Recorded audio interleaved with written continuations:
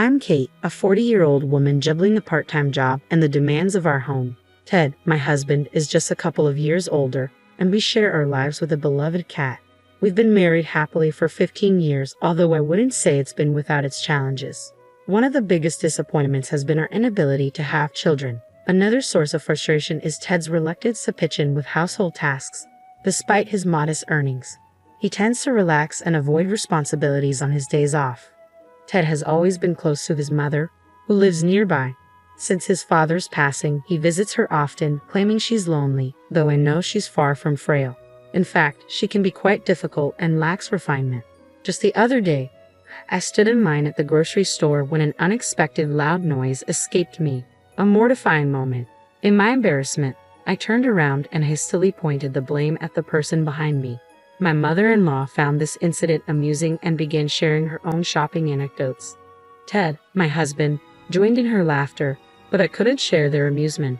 I found her behavior distasteful and couldn't reconcile myself to the fact that she was family. Her unpleasant demeanor left her with few friends, and it seemed like her main pastime was making life difficult for her daughter-in-law. If it weren't for our strained relationship, I wouldn't mind visiting my in-laws. However, I doubt any daughter-in-law would willingly engage with such a character. Even Ted's older brother and his wife, Rose, who used to live in the same house with her, couldn't tolerate her and eventually moved away. It's not hard to see why. Living with such a mother-in-law would be a daunting challenge, especially after Ron, Ted's brother, passed away. Despite Rose's patient and tolerant nature, she too found her difficult to bear and chose to distance herself. I can only imagine how much she must have endured. Rose wanted to create some distance, but her somewhat pampered husband wasn't keen on moving too far. As a result, the three families now live separately but close by. It makes me wonder if all the brothers are mama's boys.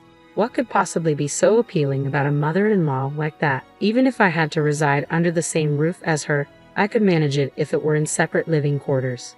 However, when she recently summoned me to discuss family matters, the contentious issue of living together came up again.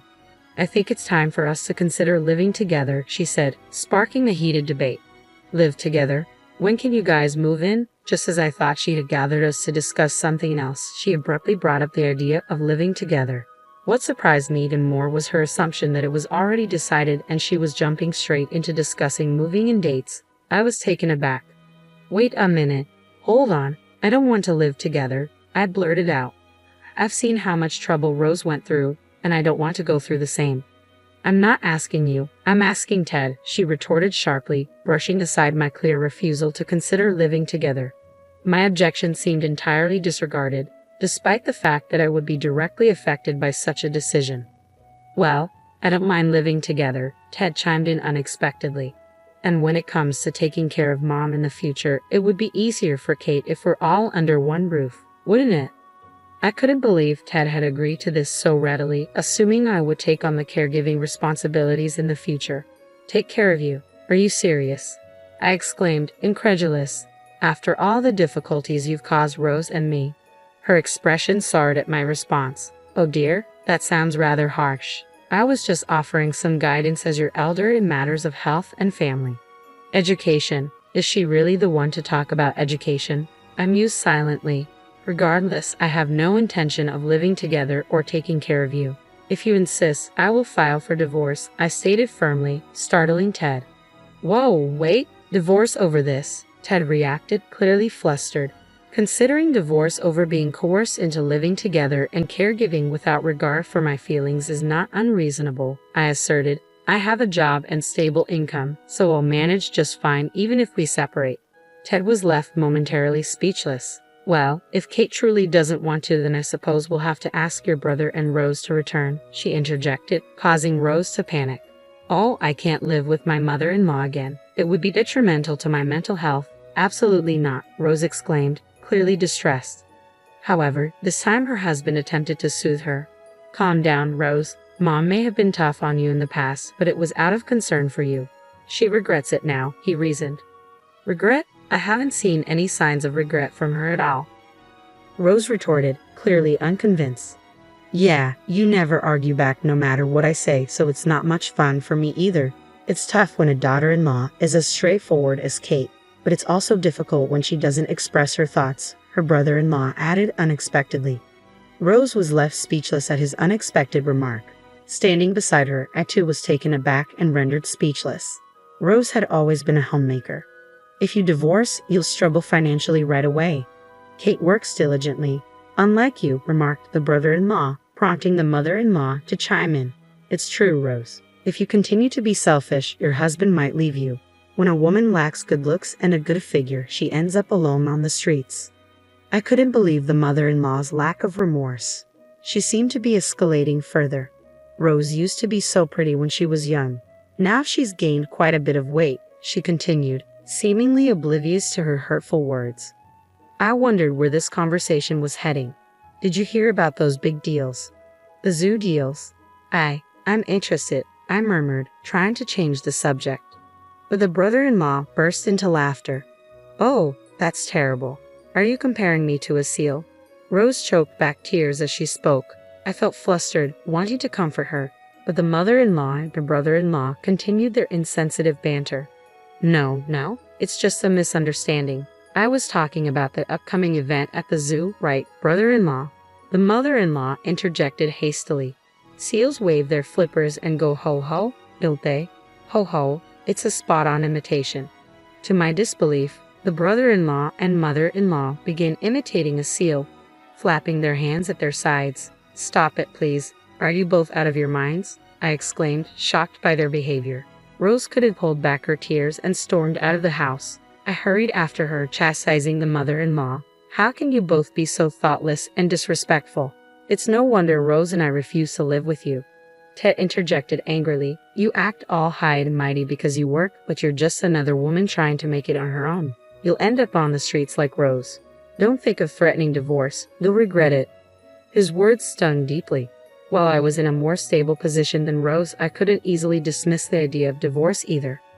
I absolutely refused to live together, I declared firmly before storming out of my in-laws' house. My priority was finding Rose and offering her comfort. After searching through town, I spotted Rose walking slowly. Rose. Kate. Rose turned, her tear-streaked face showing her distress. I managed to calm her down and led her into a nearby cafe. I can't take it anymore. I've always been bullied by my mother-in-law, and Ted never supports me. I sympathize with her. Yeah, both brother-in-law and Ted are such mama's boys, Rose sighed in agreement. It's not just the bullying from my mother-in-law. I can't tolerate his cheating anymore. And even worse, my mother-in-law is helping him cheat, Rose suddenly confided, catching me off guard. Wait, hold on. Brother-in-law is cheating, and your mother-in-law is in on it? How did this happen? I asked, stunned by the revelation.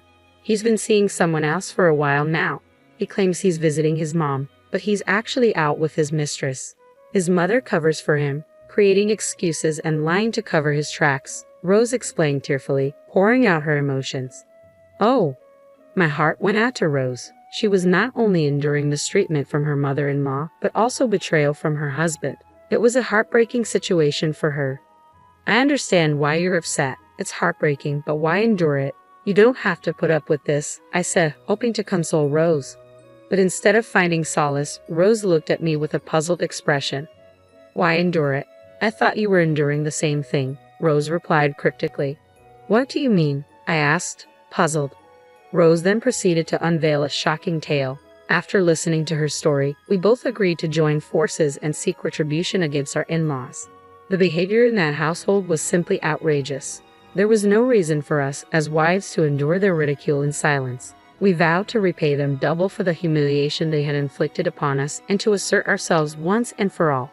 A month after Rose and I made our decision, our mother-in-law quietly summoned us once again.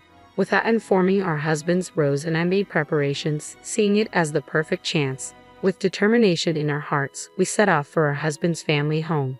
I really think one of you should move in with me. Our mother-in-law brought up the topic of living together again. I'm getting older, and eventually you girls will have to take care of me. Think of it as practice. Before I could respond, Rose intervened firmly. I won't do it. I refuse to live here under any circumstances. If that's what it comes down to, I'll file for divorce.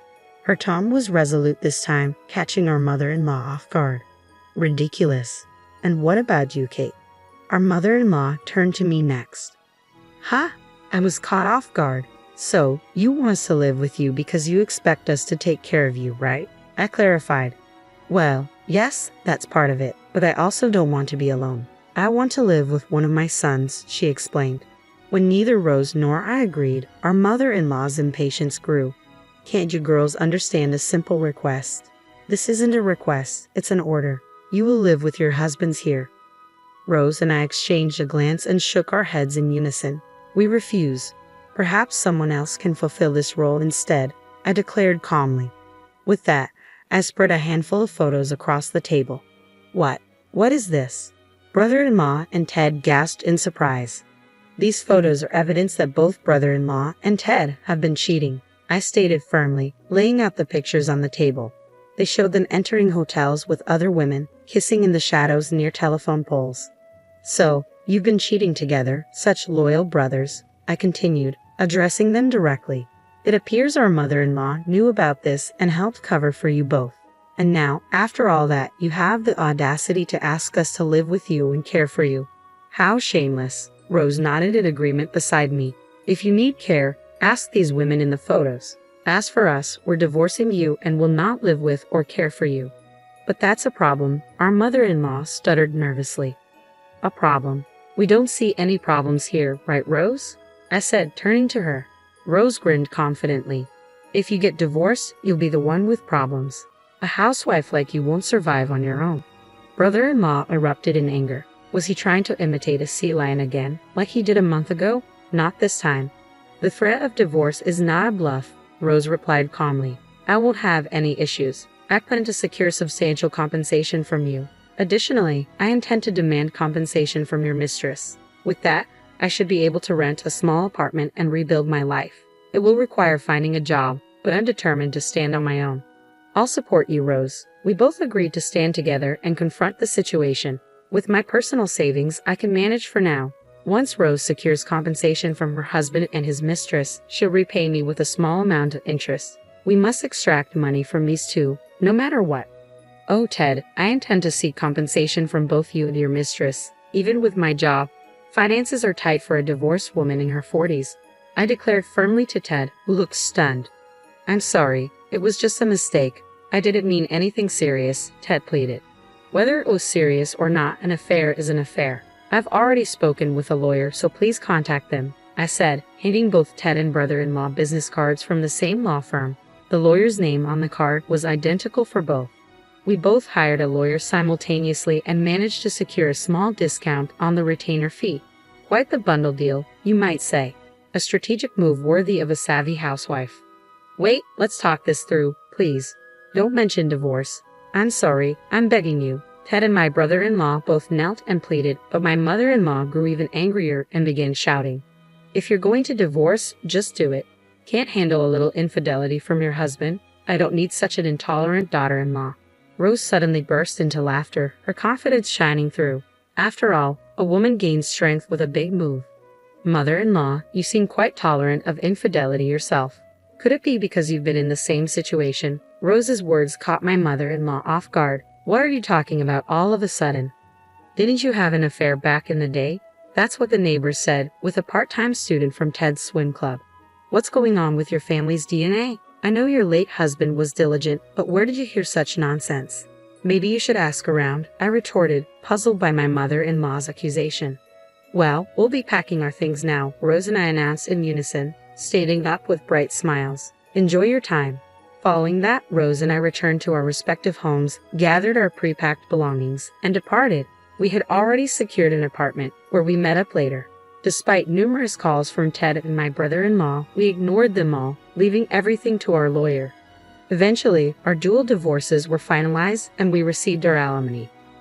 My mother-in-law's plan to have her daughters-in-law care for her failed, leaving her to rely on her two sons. Evidently, a dispute arose between my brother-in-law and Ted over who would take care of her. Come back, it was my fault. Let's start over. I'll be waiting for you at the restaurant where we used to go on dates. Every night, emails like these from my brother-in-law and Ted kept popping up on Rose's and my phones. After work, we would read them, share a drink, and laugh about our ex-spouses. Hey, Rose, you remember which restaurant he's talking about? I asked one evening. I'm not sure. The restaurant where we used to go has been torn down. I wonder where he's waiting, Rose replied thoughtfully. It was just Rose, myself, and our cat now. After Rose found a job, she moved out of the apartment we had escaped from together, away from that toxic family. Despite living separately, we remained close, supporting each other as friends. As I stroked my beloved cat and sipped my coffee, I savored the peace of my new life.